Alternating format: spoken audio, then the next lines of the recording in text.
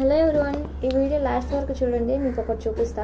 ఈ వీడియోకి మా చెల్లి పాట పాడుతుంది చూడండి. లెక్కగలవా నరహరి పుట్ట లెక్కగలవా, చెట్టు లెక్కగలవా నరహరి పుట్ట లెక్కగలవా, చెట్టు లెక్కి అసలు విషయం ఏంటంటే మా ఇంట్లో ఉన్న జామ చెట్టుకి జామకాయలు ఎక్కువ కాస్తున్నాయి కానీ తినేవాళ్ళు ఎవరు లేరు.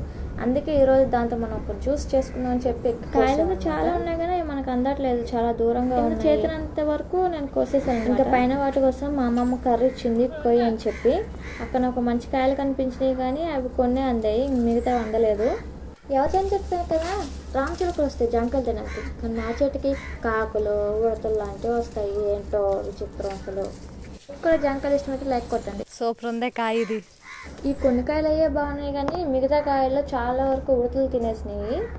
ఇంకా నాకు ఈ చెట్టు మీద కాయ అందట్లేదు, సో నేను కిందకు వచ్చేద్దామని ఫిక్స్ అయిపోయాను. దిగు, ఎంత చెట్టు ఎంత చిన్నదో తెలియాలి వాళ్ళకే.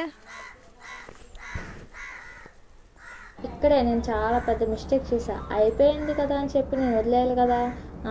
ఇంకో పక్క కాయలు ఉన్నాయని చెప్పి ఆ మునగ చెట్టు సైడ్ వెళ్ళి నేను జామకాయలు కోసాను. అక్కడ చాలా కాయలే ఉన్నాయి. కోసిన తర్వాత నేను బయటకు వచ్చేసాక చూసుకున్నా, అరే మొత్తం డ్రెస్ నిండా గొంగళి పురుగులు, 15 గొంగళి పురుగులు లాగా ఉండుంటాయి. వాటిని చూసి నేను మామూలుగా ఏడవలేదు, అరుపులే.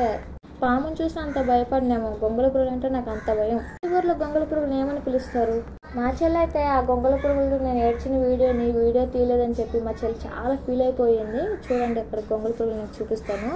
ఇవన్నీ నా డ్రెస్ నుంచి తర్వాత పడినాయి అంట. నేను వాటిని చూద్దామే వెంటనే వెళ్ళి స్నానం చేసి వచ్చేసాను. ఇవన్నీ వీడియోస్ తీసుకుంటూ కూర్చుంది ఆ గొంగళి పురుగుల్ని. అసలు చాలా భయం వేసింది. మొత్తం వాళ్ళంతా దగ్గరలో వచ్చేసేమో, దురద వచ్చిద్దేమో అని టెన్షన్ పడుతూ ఉన్నా. కొన్ని వీడియోకి లైక్ చేసి గొంగళి పురుగులు అంటే భయంలో కామెంట్ చేయండి.